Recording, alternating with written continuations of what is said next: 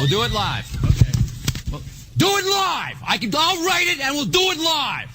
So to get that perfect barbecue, you use wood. Are you sure it's safe? Whatever. We put the lighter fluid on, strike the match, and... Oh, should we call the fire department? That might be a good idea.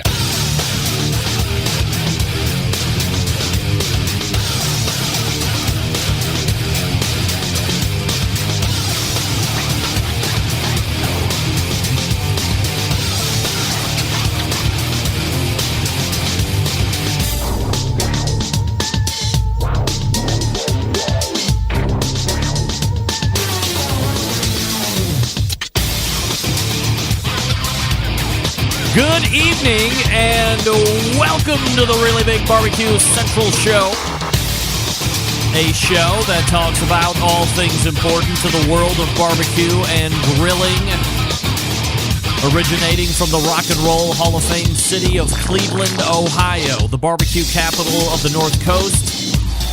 I am your program host, Greg Rippey. Happy to have you aboard here for your Tuesday.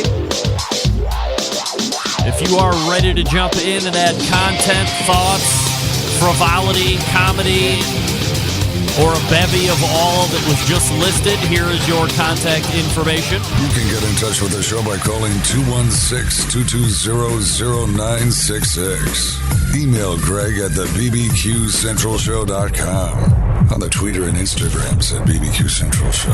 Everything else you want to find out about the show can be found at the main website, thebbqcentralshow.com. And here's what's happening in case you didn't get the newsletter. By the way, you can get the newsletter by going over to the main website and signing up right in the newsletter section. Just go ahead and shoot me your email address. I believe that's all you need. And you will get alerted to what is going down a little bit later in the evening.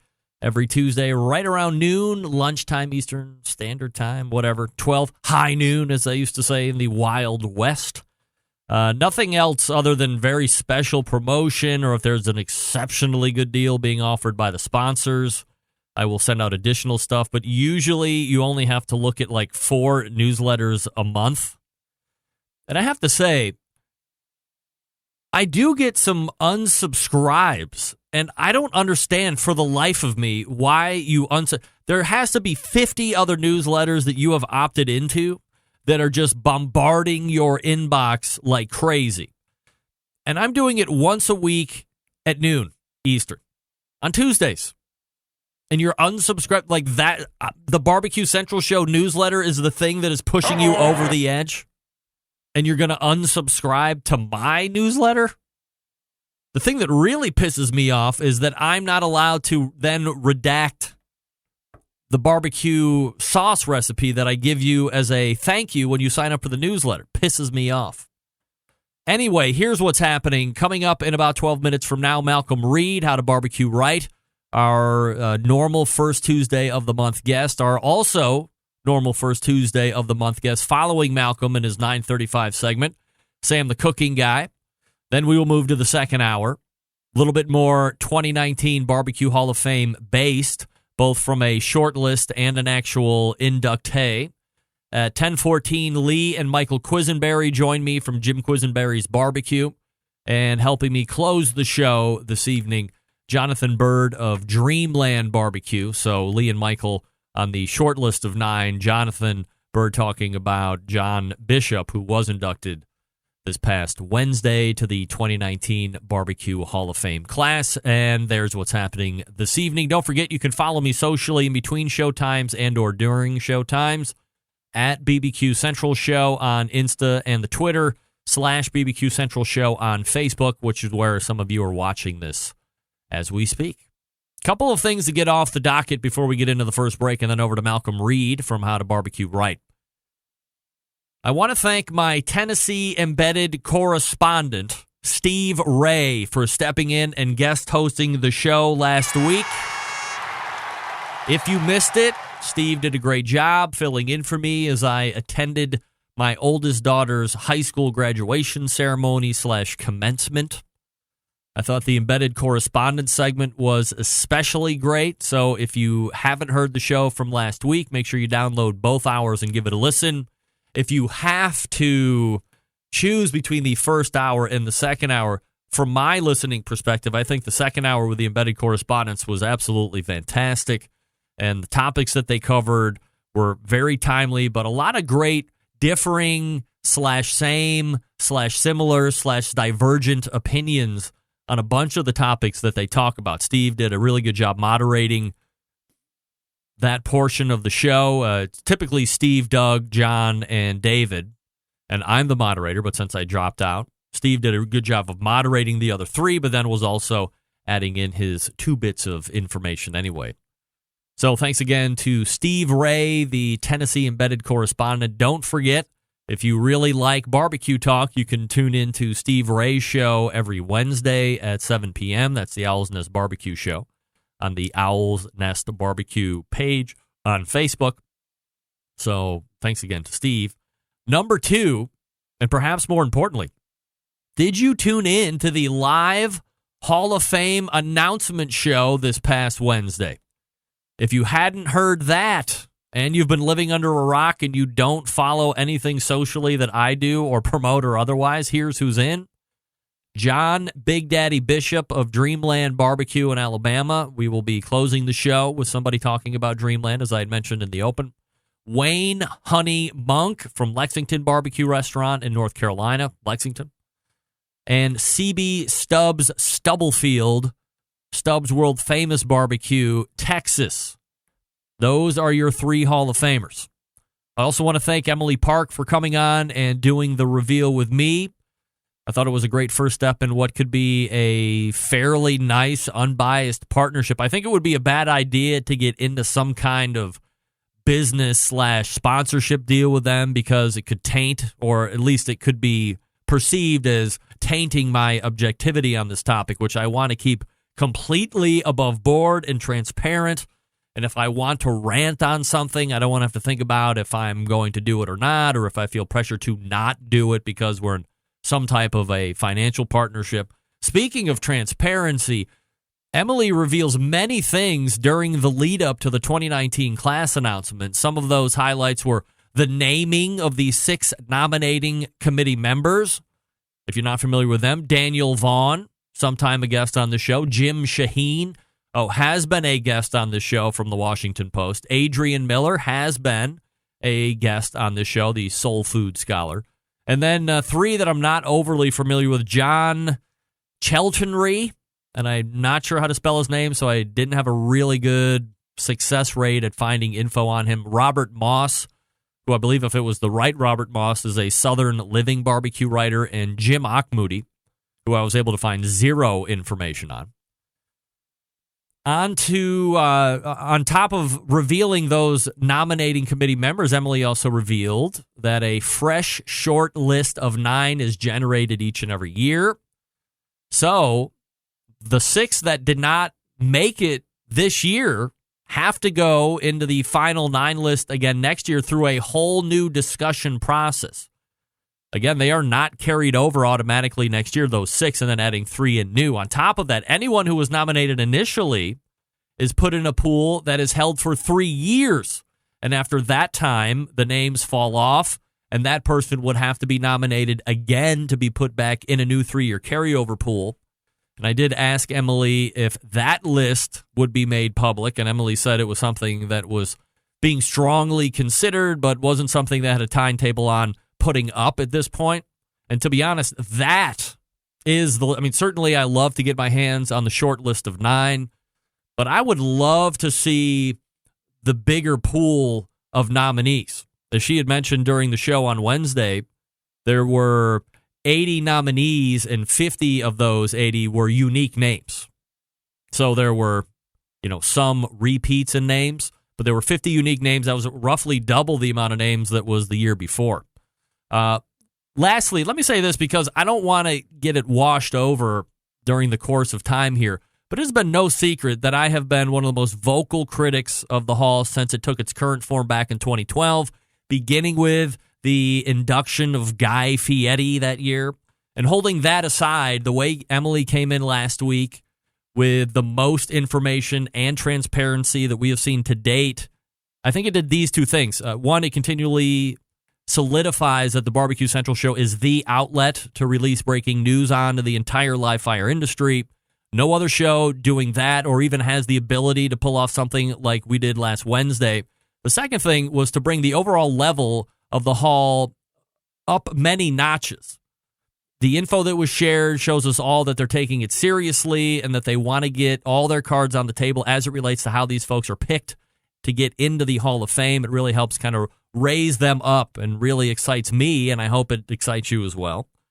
And I hope it's something that we can put together each year. But last week was a great first step, and I want to thank Emily Park and all the folks over at the American Royal Association that had a part in agreeing to this communal release of information exclusive to the Barbecue Central show. Very much. It means a lot. And we look forward to doing it again next year, or if things make sense, prior to next year's Barbecue Hall of Fame announcement. It was great.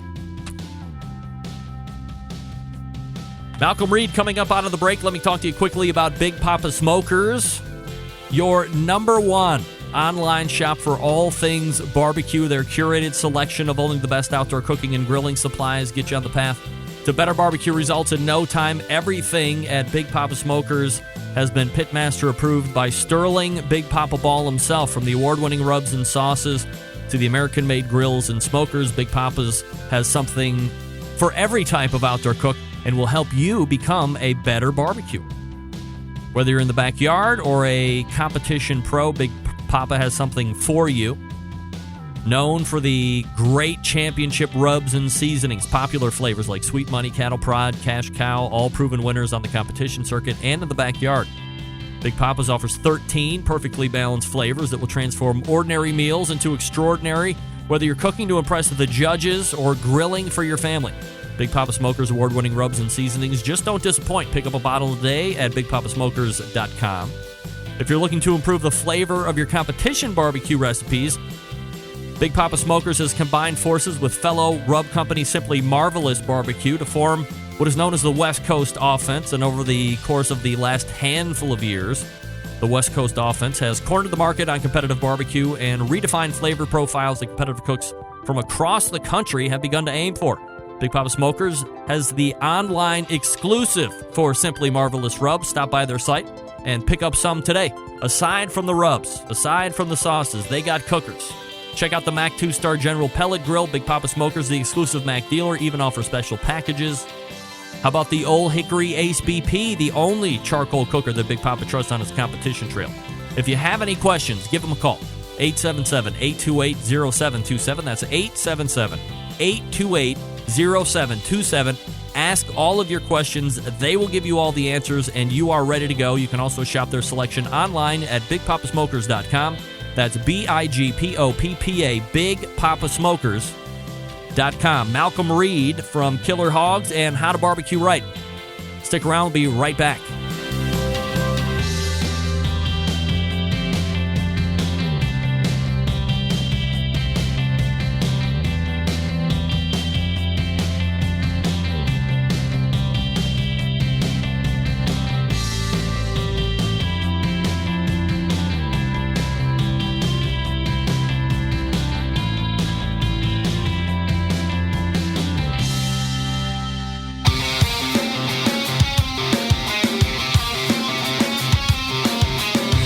Broadcasting live from the Barbecue Central Show studios in Cleveland, Ohio. You're listening to the Barbecue Central Show. Once again, here's your host, Greg Rempe. All right, welcome back. This portion of the show being brought to you by Butcher Barbecue, makers of award-winning injections, marinades, rubs, and seasonings, barbecue sauces, grilling oil. Butcher Barbecue products tested on the competition circuit as well as in backyards worldwide. Be the pitmaster of your neighborhood. Visit butcherbbq.com to stock up now. Always trust your butcher. The first Tuesday of the month brings a visit from one of the most prolific barbecue and grilling rock stars on YouTube. We race to the hotline, the Fogo Charcoal Hotline, and welcome back friend of the show, Malcom Reed. Malcom, how are you, buddy?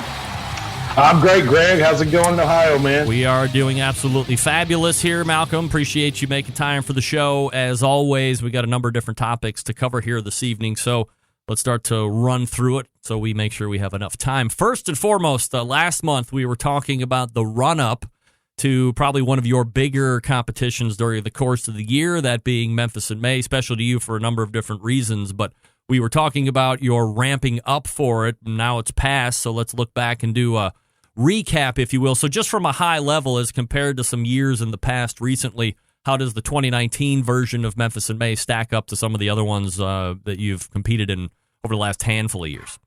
Oh, it was up there in every way. The weather was beautiful. I guess the worst thing about it was they rushed through the awards at the end on Saturday. We'd been there all week long, from setting up to hanging out, partying, talking to everybody we possibly can, shooting a video. We did the whole thing. I met Dave Grohl, man. How crazy was that? But at the end of it, we went to the awards and the storm was coming, so they had to evacuate the park. And I've never seen that many people get out of Tomley Park that fast. It was pretty bad. So everything was picked up because there was imminent danger. It wasn't like they just decided to blow off the awards. Oh, no, man. There were 65-mile-an-hour winds coming across the river, headed right to. Wow. I mean, it destroyed tents. I mean, we still have no idea where one of our garbage containers is. I mean, we went back the next day and they were just gone. I mean, is it just that time of the year? You always see a lot of mud or a lot of rain for Memphis in May. Is it just the way the weather falls for that kind of event? That's springtime in Memphis. Yeah. You stick around, you'll see it change, because one minute, it's beautiful, and one minute it's 90 degrees and you're burning up, and then the next, storms rolling in. So we're used to it, and we just go with it and have a good time. Malcom Reed joining me here on the show, recapping Memphis in May. All right, so you did ribs this cook, right?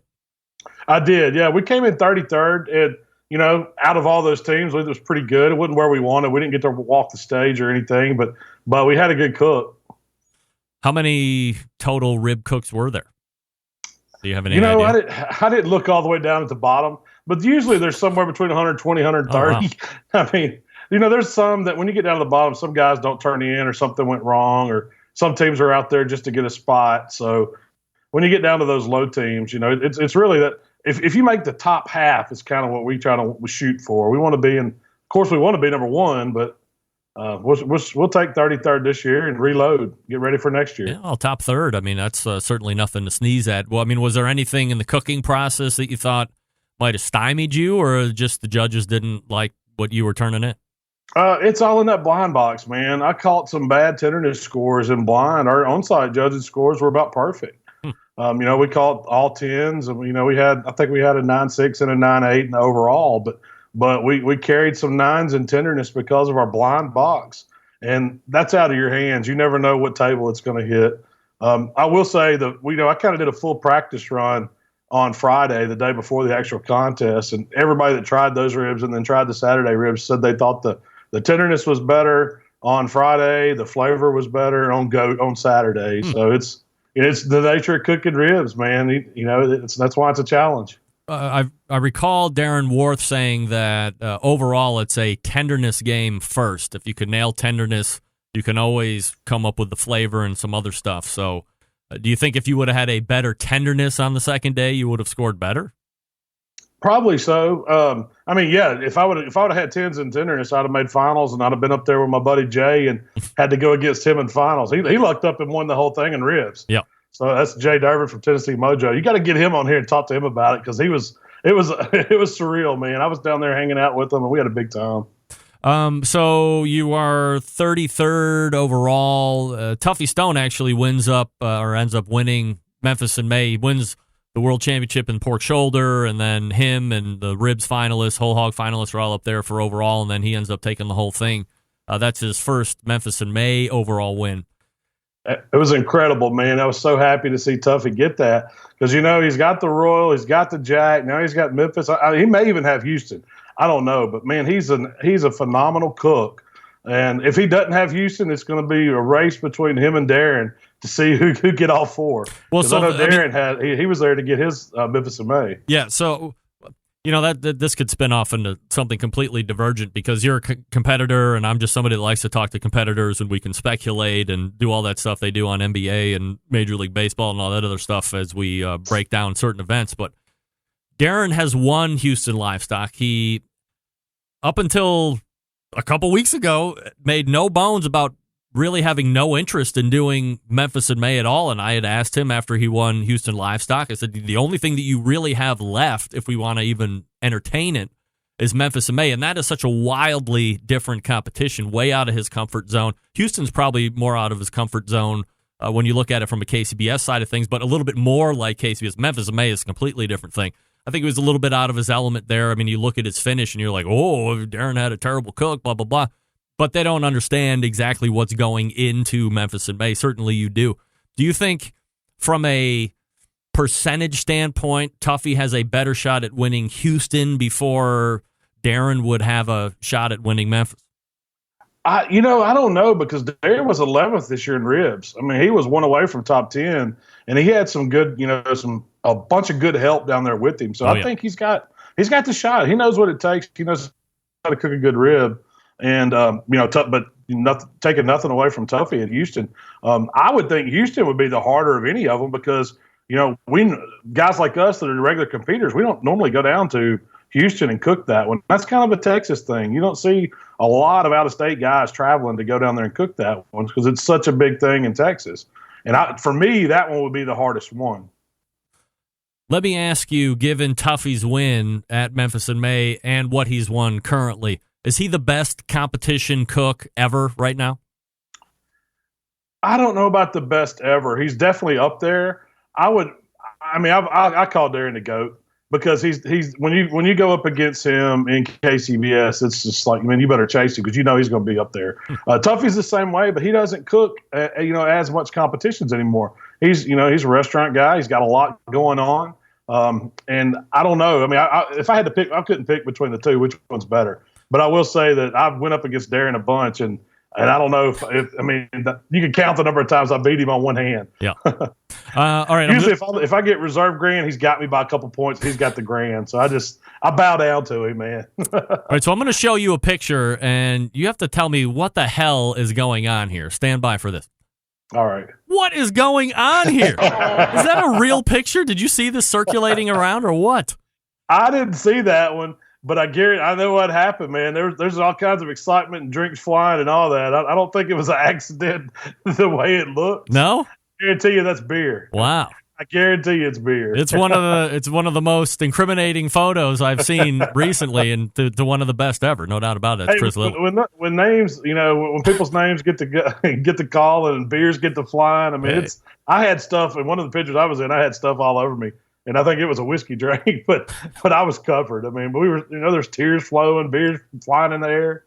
It's all fun. Yeah, we're talking with Malcom Reed from How to BBQ Right and pitmaster of Killer Hogs Barbecue. All right, so let's move on a little bit and hit up the Hall of Fame announcements. And it was, one of those watershed moments, I think, when I'd ask you, maybe it wasn't the last time, but the time before when it was just starting to bubble up and nomination time was open. You're like, I don't even really know who's in the Barbecue Hall of Fame. And I think that kind of struck a chord with a lot of people going, hey, maybe we hear about it. Maybe we've never heard about it. And for the folks that are in it and that have a name in the industry and have been in it for a number of years, like yourself and a number of other folks, it kind of makes you wonder where the visibility of the Barbecue Hall of Fame is. So Wednesday this past, they announced 3 new members into the Barbecue Hall of Fame. So let me ask you this. Do you know who got inducted into the Hall of Fame? The guy from Dreamland. I shared your post. I don't know. Well, him. all right, I've been to that restaurant a couple times going through Alabama. It's pretty good. Oh, and you were at the one in Tuscaloosa? Yeah, in Tuscaloosa. It's kind of when we're going to the beach. We kind of make a pit stop through there. All right, so get some different style. It's a different style of barbecue, man. It's that old. I don't think it's Alabama style. It's just old school. Ribs cooked in a pit, not sauced, and the whole racks of ribs. They're not cut into St. Louis cuts, and they're really good. Wayne Monk is also into the Barbecue Hall of Fame this year. You ever heard of Wayne Monk? I have not. What about CB Stubblefield? Greg, I honestly don't know these guys. So, I'm sorry. Stubbs barbecue sauce. You ever seen Stubbs barbecue sauce? Stubbs, yeah. So I know Stubbs. that's who CB Stubblefield is. He's the guy on the Stubbs barbecue sauce. Did Kraft have a hand in getting him in there, or is that earned? It's McCormick, I think, that owns the sauce and the spice and stuff. But I think if we're going off a brand, and I believe that there's still like family that's involved to a certain degree, and I don't know how much it's owned by the Stubblefields anymore versus the bigger company, but from a name brand recognition, I think that's probably the one that most people know. I mean, I knew about Dreamland Barbecue and John Bishop just because I do the show and you hear a lot of stuff, and but it's no place that I've known personally, and I don't have any idea who Wayne Monk is other than some guy from Lexington that cooks pork barbecue because that's what you eat when you're in the Carolinas, right? Yeah, that's right. Yeah. I was at a loss for those names. I mean, I really was. Well, so what would get you involved or excited to learn more about it? Anything, or do you just not really care that much? It doesn't. I mean, there's no right or wrong answer. You know, I mean, I care about barbecue, but as far as the Hall of Fame, the guys that I look up to are probably most of them are already in there, and some people that I think they put in there that have no reason being in there. You know, you're not picking anybody out, but just I think you got to put in a lot of hard work and do your due diligence. And some of these guys, I don't know how much credibility it has, man. I ain't putting any light on anything that I shouldn't, but that's the way I feel. So are you saying that if you and Rochelle and your son were planning a family vacation and there was an existing brick and mortar barbecue Hall of Fame, what would be the interest level of your wife and son to take a portion of the day to go through the Barbecue Hall of Fame, starting with 0% and going to 2%? Oh, it would probably be 0. Yeah, right. We'd more than likely go back to Cleveland. What the hell does that mean? Cleveland is awesome. We want to go to the Rock Hall of Fame, man. Well, when you go to the Rock Hall of Fame, let me know, and we'll all go for the very first time, if you can believe it or not. I've never been. That's a 10%er. You'll have to explain to me why it's in Cleveland. What are you talking about? You don't know why the Rock and Roll Hall of Fame is in Cleveland? Man, we've got Elvis in Memphis. I don't understand why he's the king of rock and roll. Why is the Rock and Roll Hall of Fame not right here? Well, because Alan Freed, a Cleveland DJ, coined the term rock and roll right here. There you go. Well, I didn't know that. See, I learned something coming on your show, man. Now, you would think the people in New York City have some type of a claim to the Rock and Roll Hall of Fame, but every other year they have all the induction ceremonies over there, and everybody whines when it's here in Cleveland. But this is the home or where rock and roll or the term rock and roll started. I mean, who knows where rock and roll started? What can I tell you? So that's why. Okay. I got you, man. Right. Hey, I learned something, man. Hey. It's always good to come on here and learn something. The show's educational at the very least, entertaining at the very most. Let's talk a little bit about recipes, and the one that I wanted to talk to you about, which I'm sure you probably got some very positive notes on and some very hateful comments on, was bacon burnt ends recipe. And I remember, was it last summer when a pork belly burnt ends came out, or maybe that was 2 summers ago now, and there was a whole bunch of love for it, and then people were flaming all over. This is a little bit different twist, but talk to me a little bit about the recipe, and then we can talk about the comments that you got. Well, it's probably the easiest thing in the world that you can cook on a smoker because the bacon's already fully cooked. Where I got this idea from, I went to a restaurant in Fort Worth. It's called Heim Barbecue, and they were on their menu, bacon burnt ends. They take a slab of bacon, cured, so it's already been cooked, and then they cut it up, cube it, do it burnt end style with a little dry rub, put it on the pit, smoke it till it's all rendered down. And then at Heim, they don't really finish it in a sweet sauce. That's something that I added to it, and I just used my seasonings and glazed it up like I did the pork belly burnt ends. And it's pretty much like thick chunks or pieces of bacon candy, and they make your eyes roll back, Greg. So the biggest difference is that you have the cured or the saltiness from the bacon that you don't get with the pork belly per se.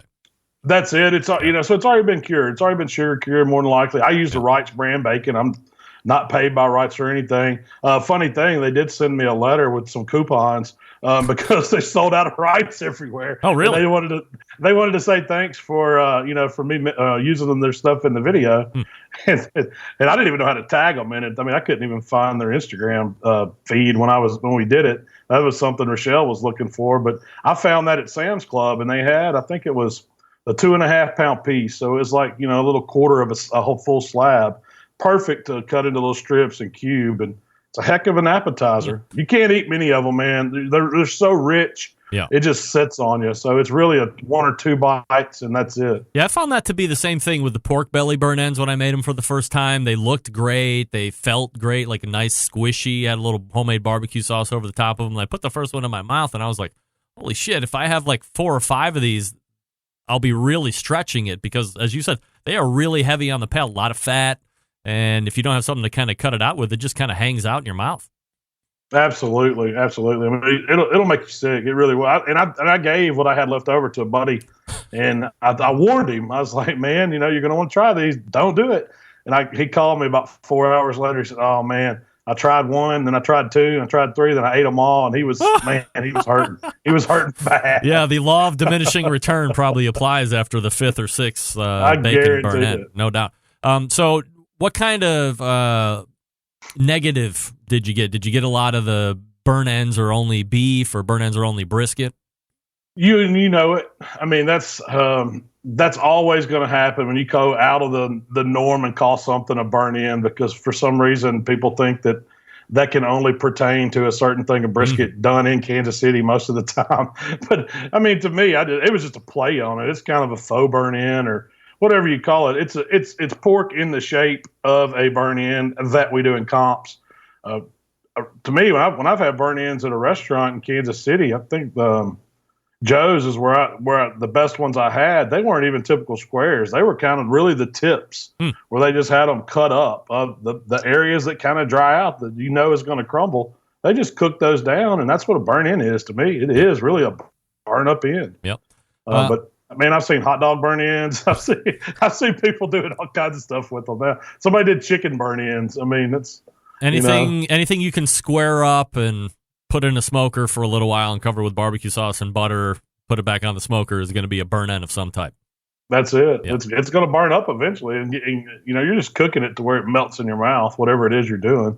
This coming weekend, you and Matt Pittman are putting on a class down in Waxahachie, I believe. We're going over there Friday, and the class is actually going to be Saturday and Sunday. Matt's going to do some Texas recipes, and I'm going to do a few Memphis recipes. I'm doing whole shoulder, doing some Memphis style dry ribs, and I'm taking all the pork. I'm getting local here in Memphis, so I can really treat those guys over there to something special. I think Matt's doing brisket and the big Texas beef ribs. And then he's going to do his shrimp and grits. I mean, he's got all kinds of stuff planned. I'm really excited to go because I've been, I follow Matt, and we just kind of got the meeting at Memphis in May here a few years back, and he's like, man, you want to come over to the meat church? I do it all in my backyard. He's got a new store over there or something now. Yep. His setup looks fantastic, so I'm hoping to learn some stuff from him while I'm there. I am going to have a Barbecue Central Show embedded correspondent taking part. Good. Yeah, so he'll be on the very outskirts. It's my Oklahoma embedded correspondent, so he has recording gear, so he'll be asking you and Matt some questions and probably getting some feedback from the crowd and the class and all that stuff. So keep your eye out for David Huff, and I'm sure he'll be looking to capture some great audio from you guys. So that's this weekend. I assume that's all sold out as well. Yeah, they sold out pretty quick, really. Matt told me that they would as soon as he puts them up on his site. So he's got such a huge following on Instagram, man. It doesn't take long. No doubt. So if you're going to be, or if you have the tickets, you will see Malcom in Waxahachie, Texas this coming weekend, along with Matt Pittman in Matt's backyard. Otherwise, you can hit up the website, How to BBQ Right, or Killer Hogs Barbecue, and you can see this guy right here on the first Tuesday of every new month. That's Malcom Reed. Malcom, always appreciate the time, pal. Hey, thanks, Greg. I look forward to seeing you next month, man. You got it. There he is. Malcom Reed on the Fogo Charcoal Hotline, talking about the Memphis and May results.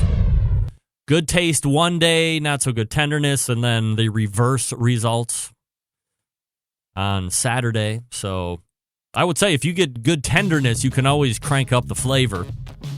But if you don't have the tenderness, it doesn't matter how good the flavor is.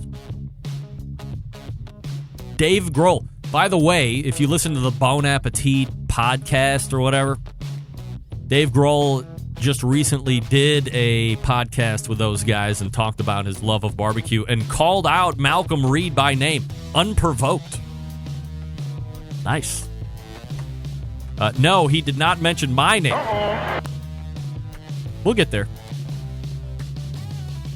Sam the Cooking Guy coming up next. Talk to you quickly about Green Mountain Grills. 3 different models to choose from. Davy Crockett, most portable.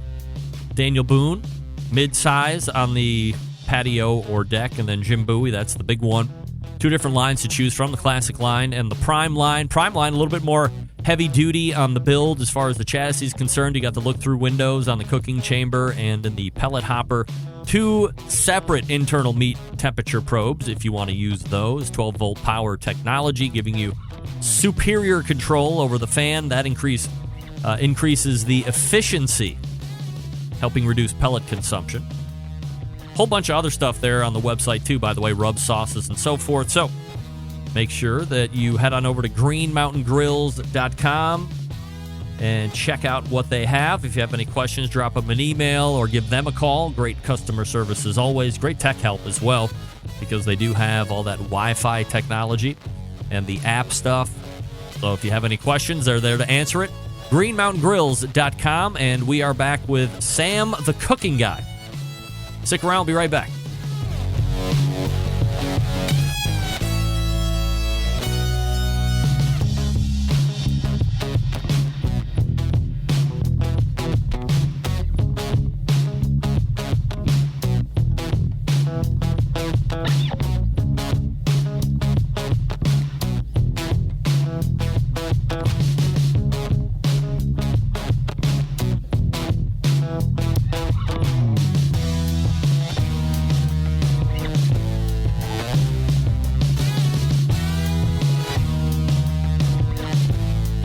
Continuing to produce incredibly mediocre content in an exceptionally professional way.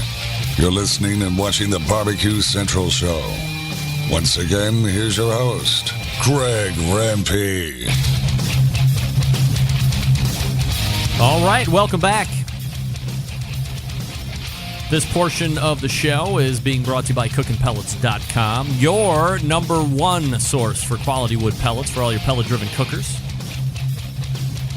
Visit cookinpellets.com, C-O-O-K-I-N, cookinpellets.com. To purchase, you can also buy from Amazon.com as well.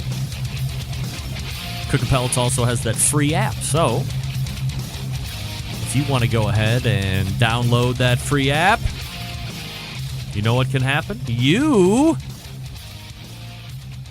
can get alerted to great shipping deals and all that other stuff. Now I gotta send Sam a message. Make sure that he realizes we're back in the normal time slot. Last month he did me a solid and moved to the second hour at 10:14. So we don't. Hopefully we're not living off of the past. Past performance is not Andrew, you are not the father.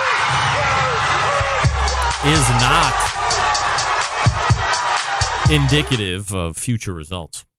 That's my favorite sound drop. Whenever I can work in is not.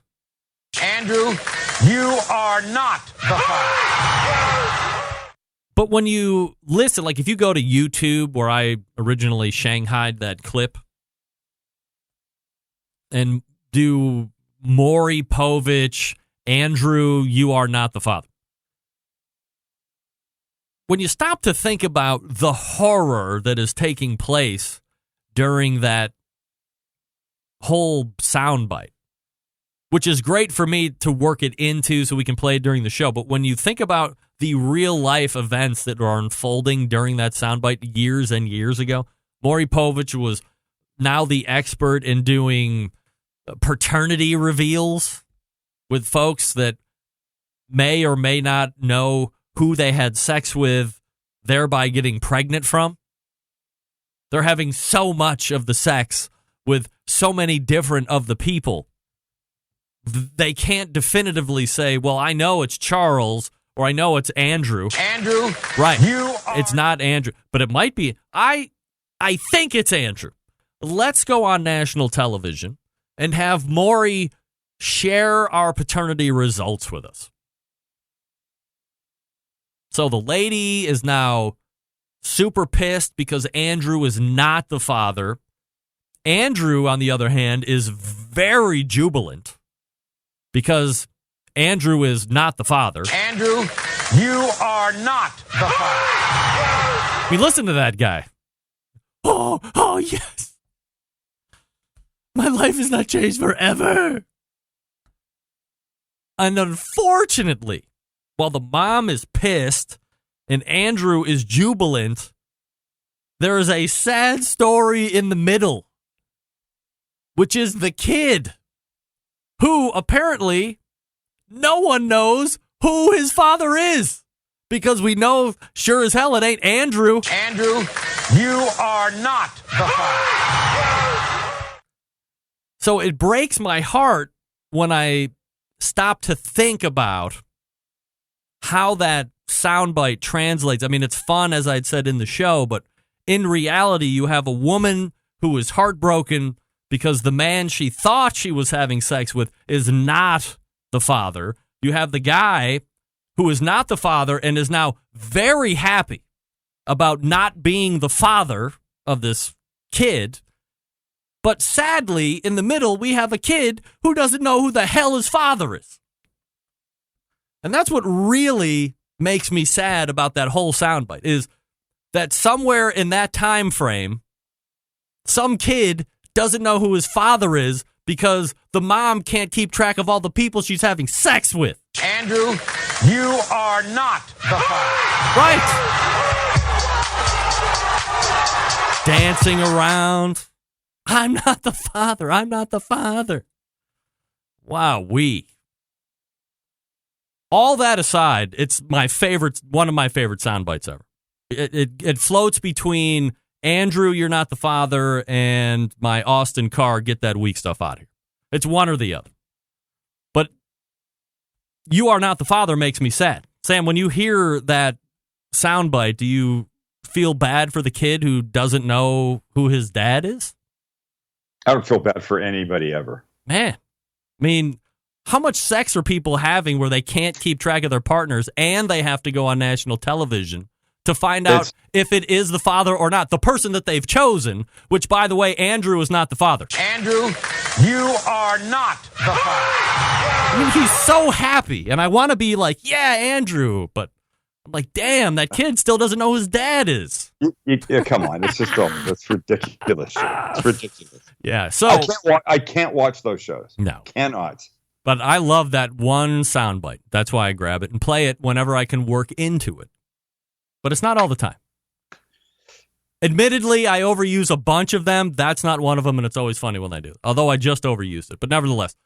Admittedly, I'm a little late. How you and I connect on different levels. Check this out. So my oldest graduates from high school. We have her commencement was a week ago Tuesday. Steve Ray from Ooltewah, Tennessee sat in and guest hosted the show. That option is extended to you, by the way, if you ever thought about wanting to do that. But we can talk about that off air. Okay. And then we had the graduation party on Saturday. So we had like the open house at some hall we rented and cooked for. And then we had the Did we talk about the food? No, it was, standard fare, some pizza. I did some pulled pork. My wife did rotini, like 10 pounds of rotini and sauce, blah, blah, blah. And then we had the party at the house afterwards for the kids. No drinking because that's stupid. And out of nowhere, there were like 70 teenage kids at my house at one time. And it was raining, so everybody was inside, and it was hot as F, blah, blah, blah. Was this the plan? Sorry. Well, no, the plan wasn't for it to rain. The plan was the plan for there to be 70 teenage kids? Yeah. Because you said out of nowhere. Yeah. So it was planned. Okay. Yeah, but I mean, like, out of nowhere, the rain came, and they're packed inside instead of being outside where we originally had them planned to be. Make sense? Yeah. I apologize for all this movement. Out of nowhere, nobody hears this on the podcast anyway because they just listen to it. So out of nowhere, this girl shows up. Hey, Mr. Rempe. I said, yes, whatever your name is. And she said, my boyfriend absolutely loves Sam the Cooking Guy. And he found out about you from watching Sam the Cooking Guy. Can you believe that? Look, we're coming full circle, my friend. Somebody in Cleveland besides me is your biggest fan. You know what? That makes me happy. Yeah.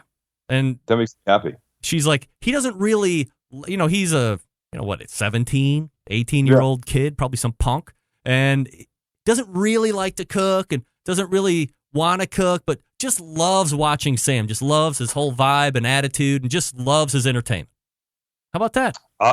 I'll admit that when people come up to me and they go, they're big fans, I thank them. We chat for a second. I go, do you cook?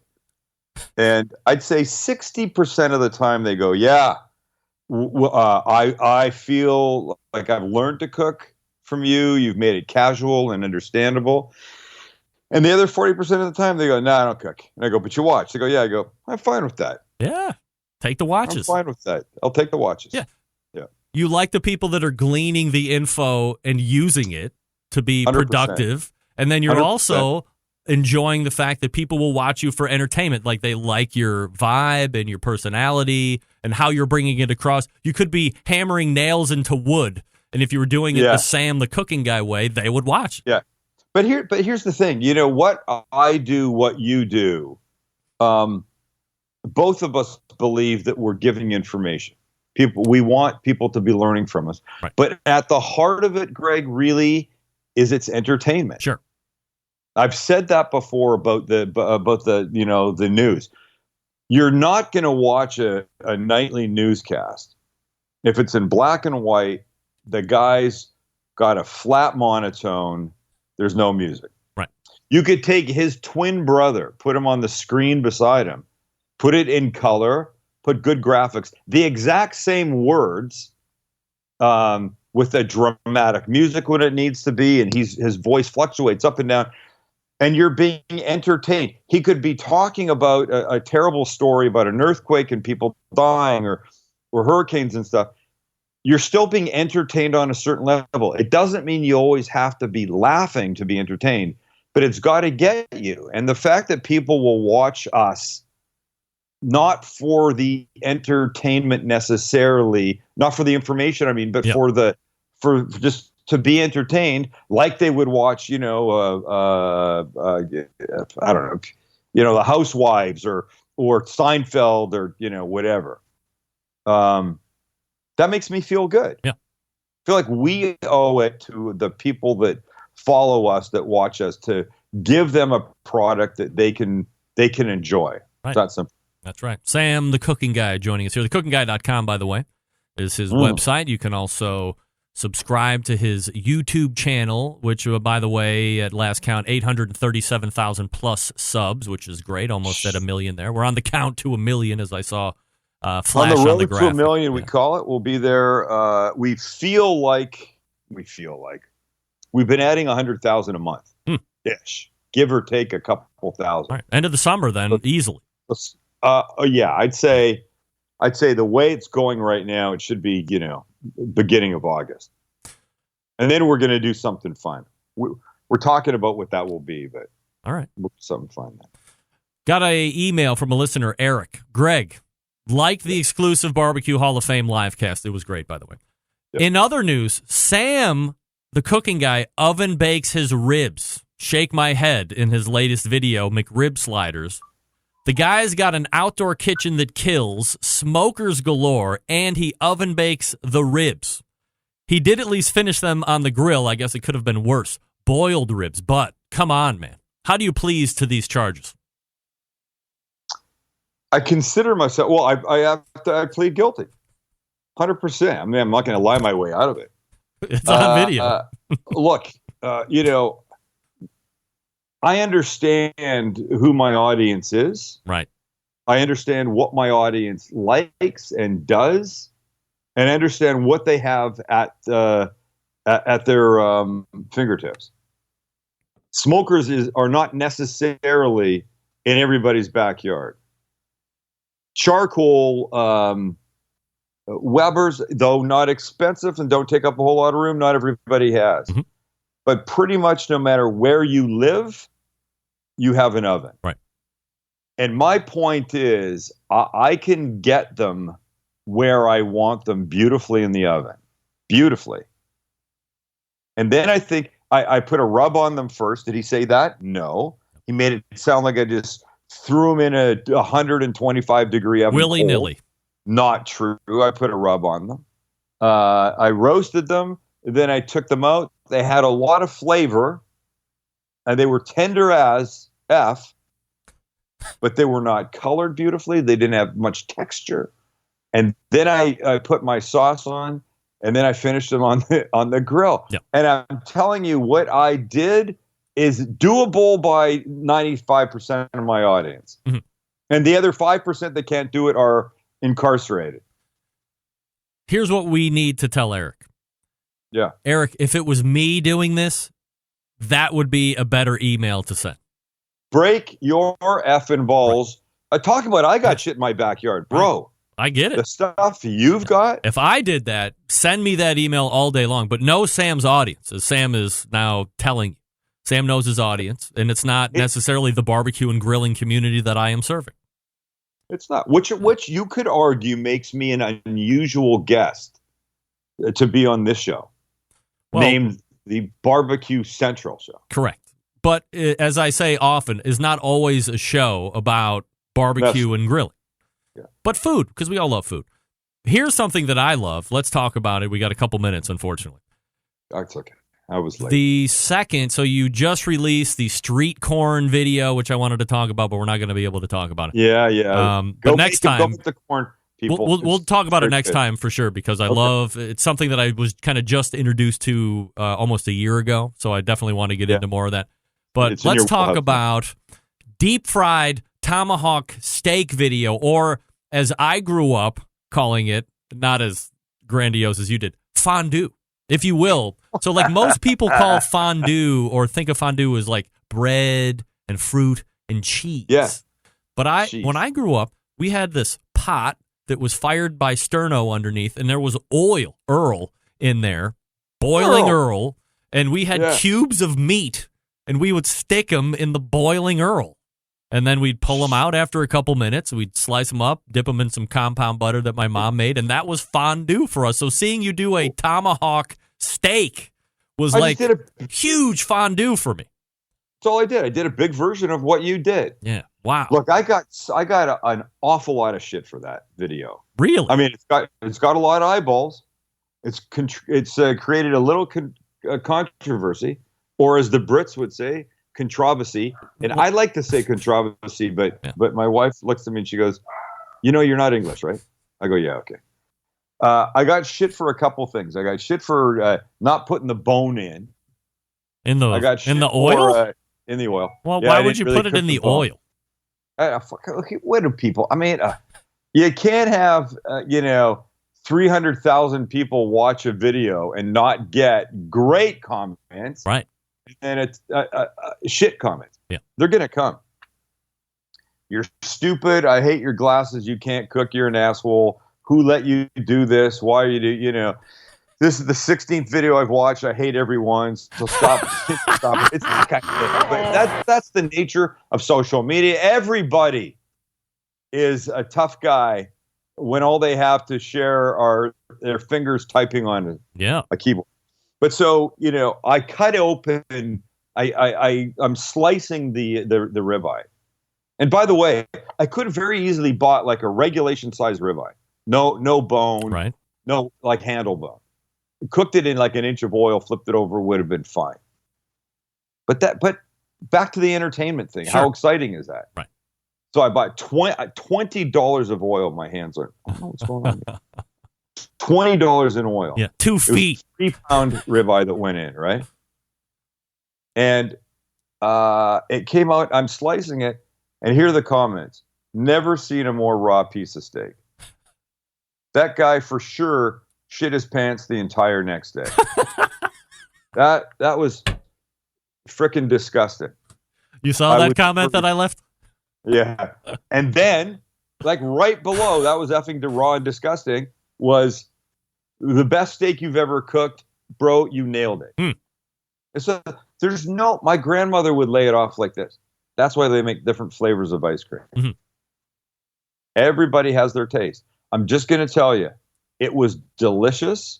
I put a rub on it first. It was fantastic. It was fun to watch. What kind of rub did you put on it? Oh, I did what I did. Let me think about it. Kosher salt, little brown sugar, garlic powder, pepper, maybe a little cumin. And the oil was running in what, 350, 375-ish? Exactly, 350. Okay. Knowing as soon as it hit, it was going to drop, but still it was okay. Yeah. It took like 8 minutes. And so I watched it, obviously, and after a couple minutes, the outside is like exactly what you're looking for. It's like totally golden brown and crispy, crunchy. You just want to lick it. Interestingly, it didn't get too far away from that original color. Like it didn't go jet black and look burnt at all. Right. Ever. Right. You certainly didn't need to finish it on a flat top or take a torch to it. It was really pretty.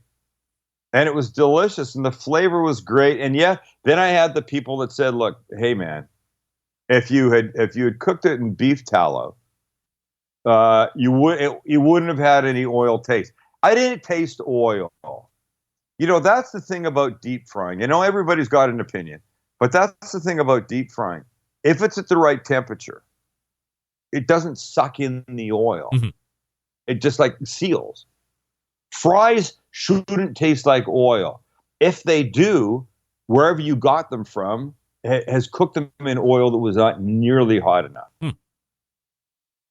We do tots at the restaurant, not tacos. And when we were playing around in the beginning, trying to get it right, very beginning, we didn't have the oil hot enough. They came out looking okay. Took longer, came out looking okay, and you go, well, that's a nice looking tot. And you take a bite, and it was like a sponge filled with oil. Yeah. But if it's hot enough, not too hot, because you'll just burn the shit out of the thing and it'll be ruined. I think people should deep fry more. I was really scared of it for the longest time. And we could do an entire show on that. Yeah, let's. But one of the benefits that comes from being okay with deep frying is fried fucking chicken. Mm-hmm. I'm trying not to swear on your show. Oh, fried chicken. We're starting today? Well, I'm trying to be cognizant of it because there's a couple people that don't like it. But that being okay, said, name them. I was asked. Name them by name. Who doesn't like you swearing? Who they are. I feel like put their names up. There's we're courageous on the show. We're courageous on the show, Sam. Outside of San Diego is a local city called Oceanside. Yeah. And they have this big event coming up, and they asked me if I would be the MC of it. Uh-oh. I can't do it, but in the email, they didn't know how to get me, so they went to somebody that I know, and those people had a little back and forth. And in the final one, they said, yes, we would love it if he could do it. Just one thing, we can't have any swearing if he's okay with that. Well, of course I'm okay with that. Of course. And I'm a big boy. Don't have to swear. Right. I don't have to. When the lights are on and the money's getting paid, you can turn off the swear meter. That being said, I was on our local Fox channel one morning a couple of years ago. I heard it, and you said the F word, by the way. No. Oh, yes, you did. I said the S word. Yeah, right. The S word. Sorry, the S word. And the anchor and I just did this with each other and then just kept going. And wait, wasn't there another one where you did say the F word and they dumped it and you said they didn't? Or they said you did, but you said you didn't?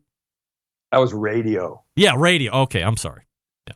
You should be able to. I mean, are we not adults now? Come on. Canada, you can say, you'll hear shit on TV, I think, all throughout the day. Yeah. And the F word, I think, is actually okay after 9 o'clock at night or something like that. Yeah, but guess what? Where it's not Canada. Yeah, you're damn right. You want to swear, or you want to swear on television? Go move back to Canada. That they kicked you out. Adults. Yeah, of course. Can't we? I swear in front of my kids sometimes. I emceed our the rabbi of my synagogue. I'm not a particularly religious man, but the rabbi and I have become friendly over the past few years. It was his retirement gala Saturday night, and I was the MC. And there were a few swear words in there, and it was welcome. You know, the funny thing is a well-placed swear word, and I'm not saying like C sucker or the C word, anything like that. I'm just saying like the occasional shit or maybe F. I didn't use the F word, but I did say shit a couple times. It went over well. I also told this really great joke about foreskin that I'll tell you one day. Yeah, maybe we'll talk about that during the deep fry segment. I said to somebody, I have a joke about foreskins. Do you think I can tell it? And the woman that was about 70 looked at me and she goes, "We're all Jewish, of course, of course. It's an important part of our yes. It's a whole event." She absolutely greenlit the joke for me, and I'm going to tell you, it went over really well in that crowd. Okay, well, you can tell me off air, and then we'll figure if we want to. Release it next month. It is not a problem for anybody. Go to Sam the Cooking Guy's YouTube channel and get him to 1 million subscribers. ASAFP. Sam the Cooking Guy is here the first Tuesday of the month. TheCookingGuy.com is his website. Otherwise, nottacos.com is the restaurant. Hey, let me ask you one question. Yeah. I got a permanent Tuesday spot. Yes. Because who isn't here? Let's talk shit about them. There was nobody here in this segment. This was an open segment that I would book. I was trying to create a little controversy, and apparently I failed it. I'm sorry, but it is made specifically for you. It's made for you. Can I encourage you and your viewers / listeners to adopt the term controversy? Controversy? Instead of controversy. All right. Let's see if we can make that a thing. Controversy, and we will continue to wrap our ribs in aluminum foil. How about that? Oh, I don't say that. That sounds ridiculous. English people say aluminium, by the way. By the way, for those of you that are watching that have maybe no grills or smokers, ribs on a baking sheet, little white vinegar, cover them tightly with foil, 350 for 75 minutes. Then take them out, then sauce them and throw them on the barbecue if you have one. If not, crank that oven to broil and sauce them, and just be careful and watch them. I'm telling you, you'll be glad you did. Well, we went right from knowing our audience to not knowing our audience. Very good. I'm here for the people. Very good. I'm the people's cook. All right, second Tuesday of the month, you will see him. It is Sam the Cooking Guy. Sam, always appreciate the time, pal. By the way, quickly, can we catch up later privately about Mehmet this morning on Spin? Yes, of course. That was one of the best episodes of anything ever. We will. All right. I'll talk to you, pal. All right. There he is, Sam the Cooking Guy. Right there on the Fogo Charcoal hotline. I believe we have already pressed into the second hour. And I have plenty to get to. So this is Brian Mayer. Okay, Brian Mayer. Hot Sauce Weekly. And you are listening to BCRN, all barbecue and grilling all the time. Okay, and that was Sam the Cooking Guy. Again, his website, thecookingguy.com, and we will transition into the second hour, so stick around. We'll be right back.